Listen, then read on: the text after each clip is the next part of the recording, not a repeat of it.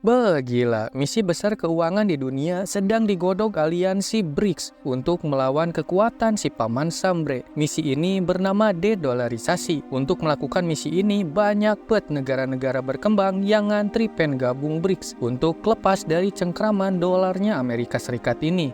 Apakah Indonesia menjadi salah satu negara yang antri join BRICS ini? Mari bahas selengkapnya di Kabar Dunia Uang. Part 1. Apa itu BRICS dan misi de-dolarisasi?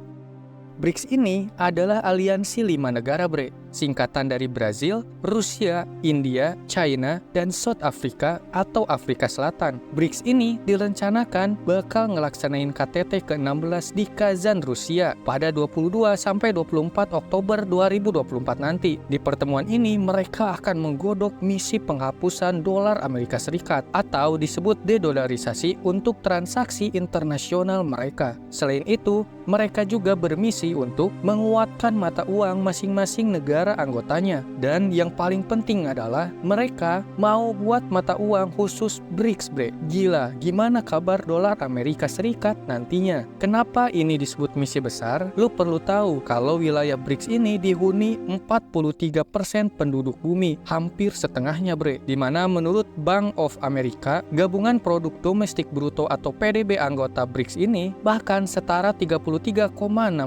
PDB global, di mana PDB aliansi G7 aja yang isinya negara-negara besar kan, seperti Amerika Serikat, Kanada, Inggris, Jepang, dan lainnya hanya sebesar 27% PDB global aja, bre. Ya, kalah gede tuh dibanding BRICS yang 33,6%. So, kebayangkan dampaknya kalau misi ini tereksekusi sesuai rencana, bagaimana tekanan akan dirasakan oleh Amerika Serikat. Belum lagi banyak banget negara-negara berkembang di dunia yang antri pen gabung aliansi BRICS ini, sehingga dampak dan pengaruhnya akan semakin besar lagi nanti. Kira-kira Indonesia jadi salah satu yang pen join gak ya? Oke, next. Part 2. Negara-negara berkembang gabung BRICS. Kata Paul Frimpong, seorang pendiri Africa China Center for Policy Advisory, lebih dari 40 negara telah menyatakan minat untuk bergabung dengan BRICS ini, bre. Di mana 26 negara telah secara resmi mengajukan permohonan untuk bergabung. Sementara 21 negara lainnya baru secara informal aja, alias baru ngomong aja gitu minat pengen gabung BRICS. Lanjut kata si Paul ini, aliansi BRICS menarik untuk berbagai calon anggota baru karena keinginan bersama mereka untuk menciptakan landscape global yang lebih adil. Ya, kita sama-sama tahu gimana powerfulnya dolar Amerika Serikat ini kan, bre, sehingga mengikat dan mencengkram negara-negara berkembang di dunia. Oleh karena itu, negara-negara ini tertarik dan merasa memiliki keinginan dan kebutuhan yang sama, yaitu melakukan de-dolarisasi. Dari pihak BRICS sendiri, mereka setuju untuk menerima lebih dari 20 anggota baru.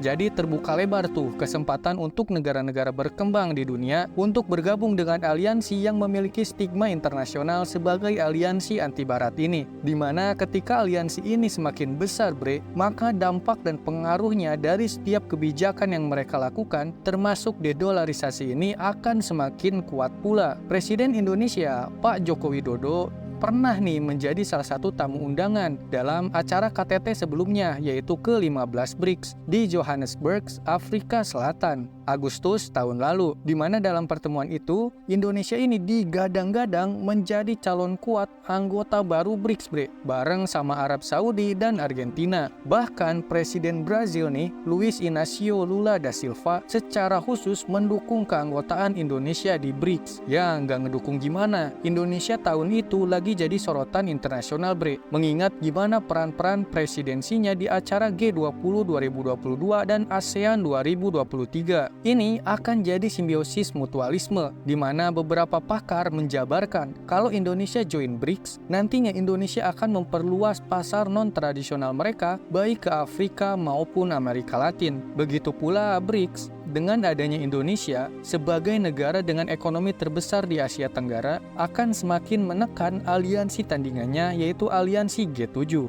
Oleh karena itu nih, bre, posisi Indonesia ini sangat krusial sesuai dengan yang dikatakan oleh Rezan Shah, pakar hukum internasional dari Universitas Padjadjaran. Katanya G7 butuh agar Indonesia tidak masuk BRICS, tetapi tetap jadi kawan G7. Begitu pula BRICS membutuhkan Indonesia untuk menyaingi G7. Menurutnya posisi posisi terbaik adalah sebagai observer aja, yang mana berada pada posisi menjadi sahabat BRICS, namun juga berhubungan baik dengan G7. Lalu, apakah Presiden Joko Widodo menyatakan akan gabung BRICS atau tidak? Yuk gas kita bahas di part 3. Apakah Indonesia gabung BRICS dan ikut misi dedolarisasi?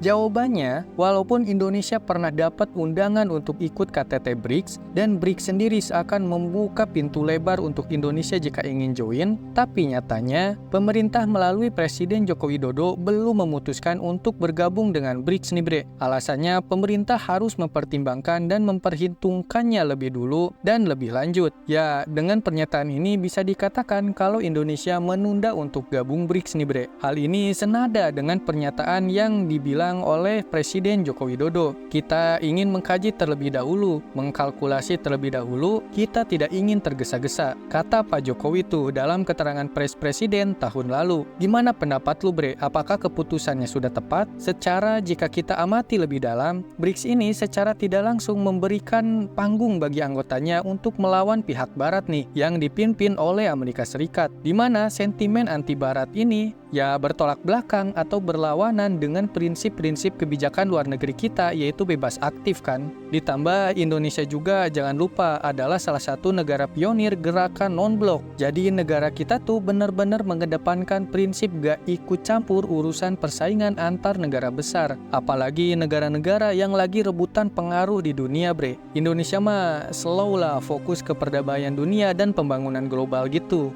Kalau andaikan Indonesia gabung BRICS, bakal jadi sinyal kalau Indonesia ini berpihak ke Rusia dan China bre. Sehingga nantinya hubungan diplomatik Indonesia dengan negara-negara barat dan Amerika Serikat bisa aja jadi terganggu. Jadi sejauh ini Indonesia milih buat ya kesana oke, kesini oke. Sama BRICS berhubungan baik dan dengan G7 juga aman-aman aja gitu. Padahal di satu sisi yang lain, jika join BRICS nih, negara kita bisa ikut misi dedolarisasi ini bre. Searah dengan negara kita sendiri yang lagi gencar juga kampanye untuk meningkatkan penggunaan rupiah kan, dan mengurangi penggunaan dolar Amerika Serikat. Gimana opini lu bre? Indonesia mending join BRICS dan ikut misi dedolarisasi untuk melawan kekuatan dan dominasi Amerika Serikat, atau mending netral-netral aja gitu, tetap bebas aktif alias non-blok? Boleh lo komen pendapat lo di bawah, kita diskusi di kolom komentar, oke? By the way, presiden negara kita kan nanti Oktober bakal berganti ya. Presiden Jokowi bakal turun dan Pak Prabowo Subianto akan dilantik. Kira-kira akan ada keputusan baru gak ya terkait dengan posisi kita di aliansi BRICS ini? Ya, hanya waktu dan Pak Prabowo yang bisa menjawab nanti ya. Let's see. Oke, segitu dulu pembahasan kabar dunia uang kali ini terkait dengan misi dedolarisasi